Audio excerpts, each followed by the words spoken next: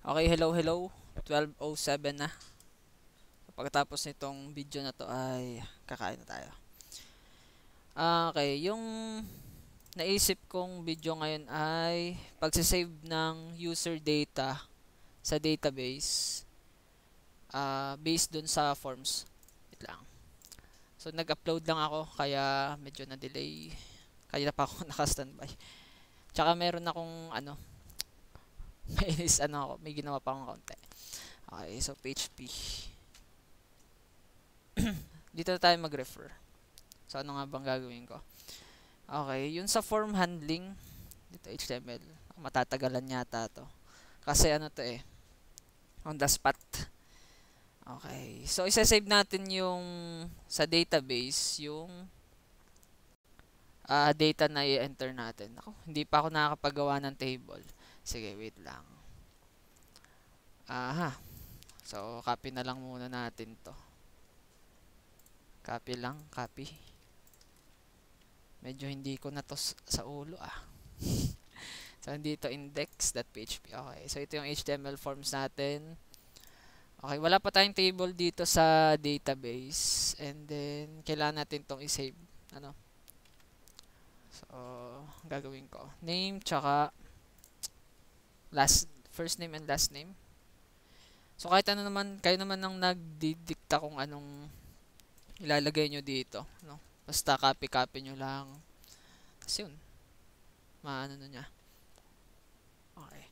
Pwede yata ako dito. Hindi pala pwede mag-live server dito. Kasi ang gamit ko ay Sublime Text. Okay, so gawa muna tayong table dito. Hindi pala ako nakapagawa ng table. First name. Hindi pala. Test table. Demo table. Yan. Number of columns. 2. Kasi ano lang first name tsaka last name. Hindi pala 3 pala kasi may ID. Yeah. Wala record pa. Okay. So, ang una natin dito ay ID. Nako. ID dapat siya ay primary key Paano ba mag-set dito ng primary key? Auto increment. Primary key na yata to. And then, to ay first name. So, last name. Dapat siya ay varchar. Pag date time yata ay timestamp. Magagamit nyo din to. Yung parang hindi nyo na i-enter yung mismong date. So, parang naka-default na siya. Timestamp. Default timestamp yata yun. Ito, default current timestamp. Tapos, ito ay date timestamp, current timestamp. Yun yata yun. So, varchar din to. Length natin 50 lang. So, yun. Makapagawa na yata. Sige. So, kayo naman mag-decide kung anong i-column nyo. Okay. So, dito, store natin yung first name, then last name. Creating. Okay. Demo table yung pangalan ng ating ito. Sige. Wala pa.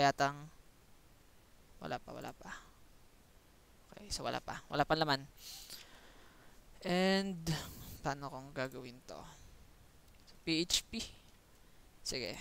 Sabi ko dito yung mismong form niya So, action dapat niya ay kuha na lang ako dito kasi hindi ko siya sa ulo Mas mahalaga din yung gagawa kayo ng project, Kasi kung meron man kayong kailangan na yung software use ba 'yon? Nag-aaralan namin. Software use. So, kung meron kayong gagamitin na na parang function, di kakapin nyo na lang. Okay, saan ba yung forms? Ito. Method post and ito. Copy ko lang to. Coding is all about copying codes. So, ibig sabihin itong action na to, kasi itong action ay wait lang. Pag sa HTML forms kasi, ang action niya dito ay actionPage.php. So, pag nag-submit siya, pupunta siya sa action ito, dito sa action page.php. Pero dito sa double tree schools, hindi na pinakita. Hindi na pinakita eh. Pero ganun yung ano doon, yung process nun. And then dito sa PHP self, pupunta siya sa dito sa same file. Tingnan ko nga. Kasi nakikita dito yun eh. Asa na? Index.php. Tingnan natin kung saan siya napupunta. Ang action. Ay, wala. Wala nakalagay na action. Pero okay lang. Ganun pala. Sige, submit. Wala pa. Kasi dito siya magsasubmit eh. Pag nilagay ko kaya, mag-experiment lang muna ako kasi hindi ko natanda to eh. Pag ginawa ko tong echo, hello world. Pag nag-submit ba ako, hello world ang lalabas. Okay. Okay. Nag-render lang pala siya doon. Sige. Sa bagay, ano. Kasi ang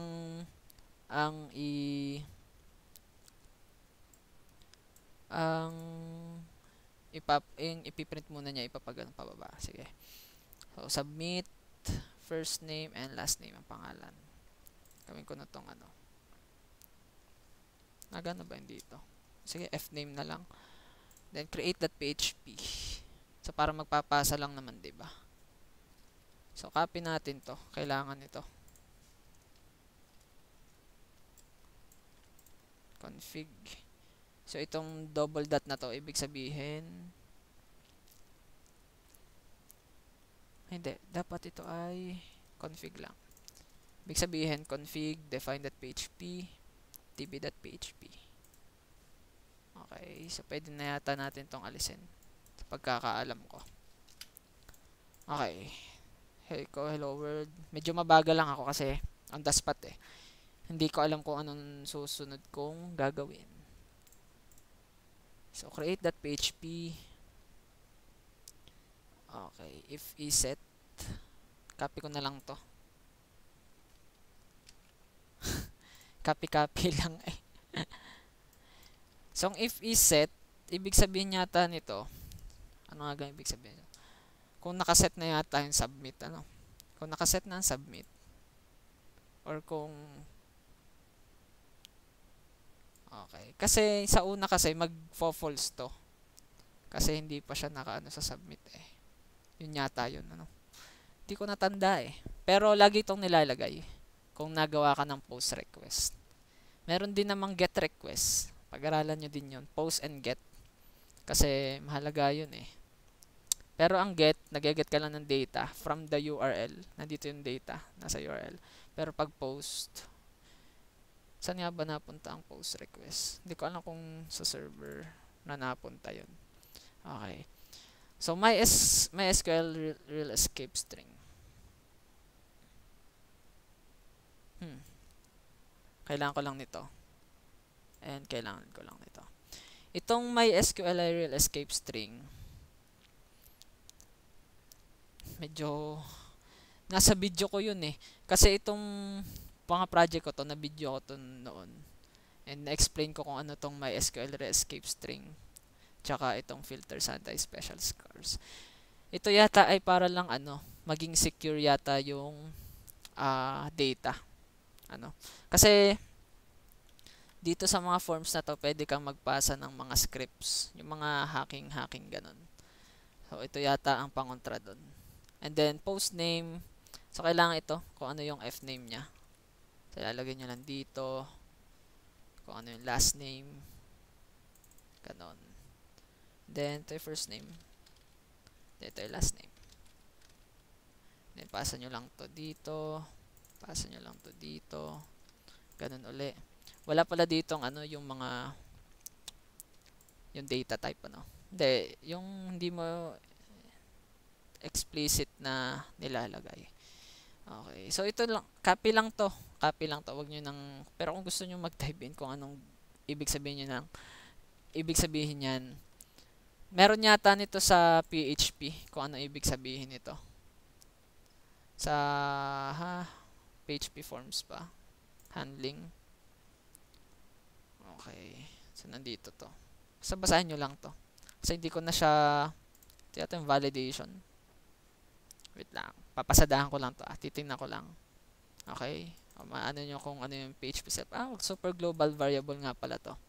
Returns the file name of the currently executing script. So, ibig sabihin, so ito ay pupunta lang din siya sa mismong file name. Sa current file name. HTML special cars. Dito.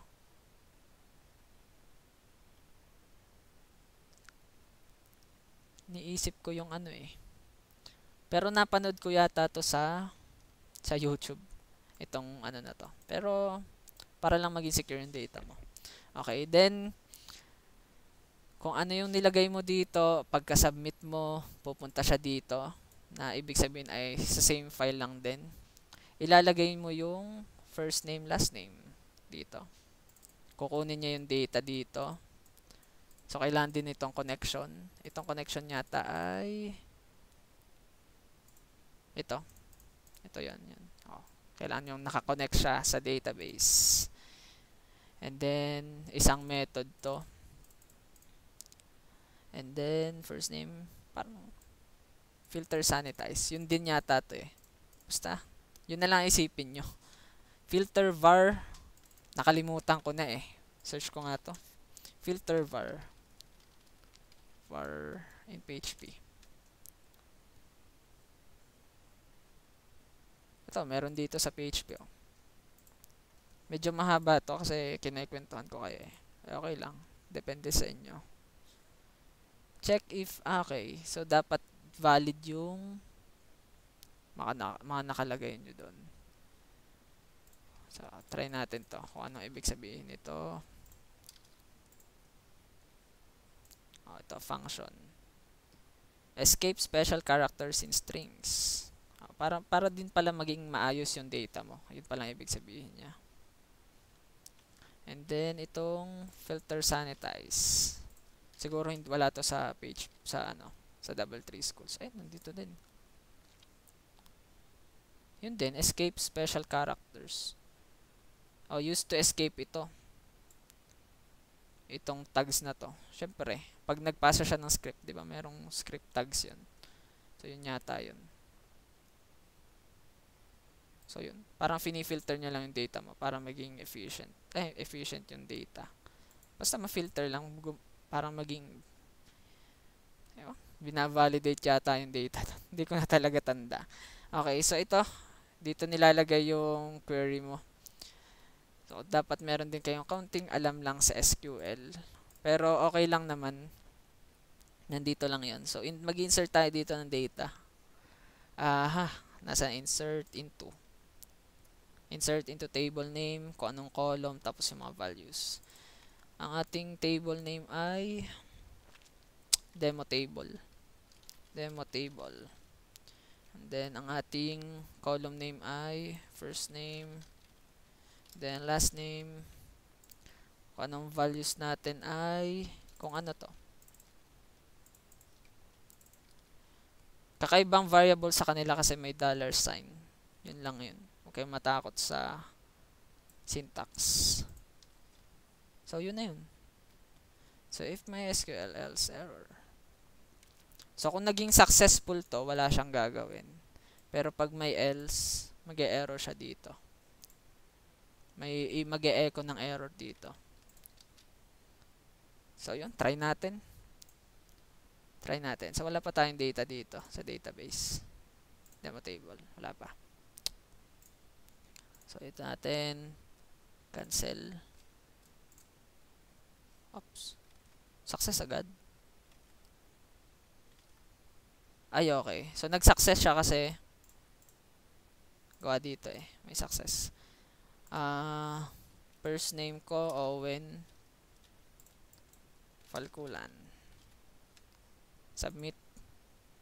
Ayun. Napupunta siya sa dyan. Nagja-dyan siya kasi meron ditong card code yata to. Value. So, listen nyo lang to.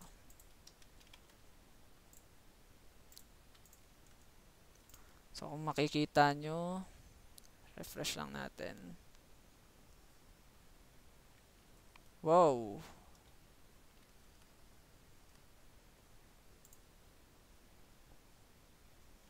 Wait lang, ba't wala akong nakikita dito?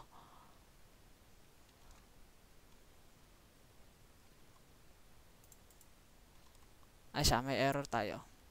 Wait lang. Print nga natin yung nilagay natin. Echo.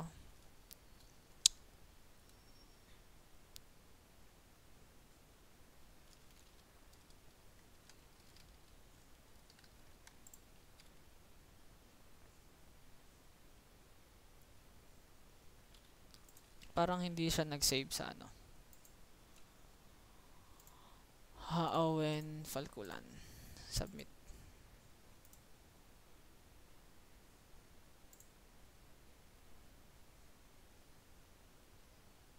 Yan na. Bakit wala first name, last name? First name, last name. Tsaka hindi pa siya nag-success dito.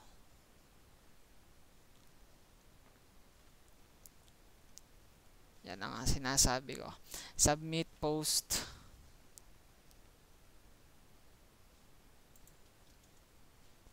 Or hindi to nagana. Post submit.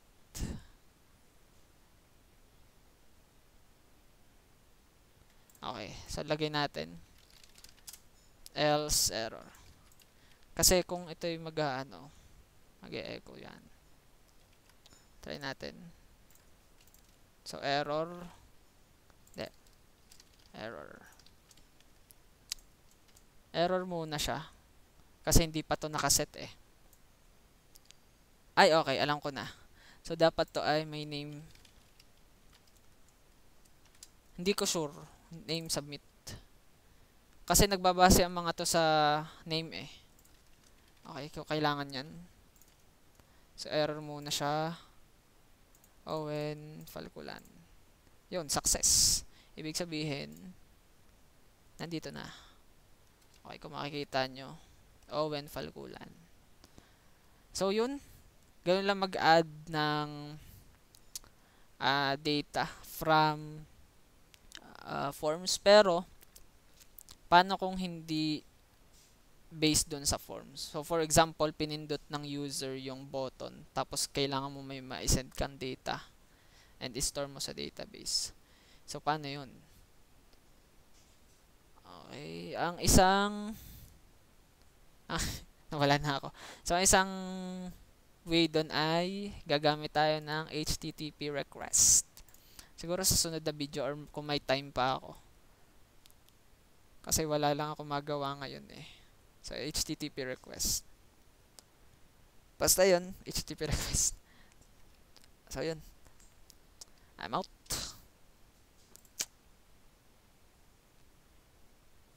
Di pa pala. F10.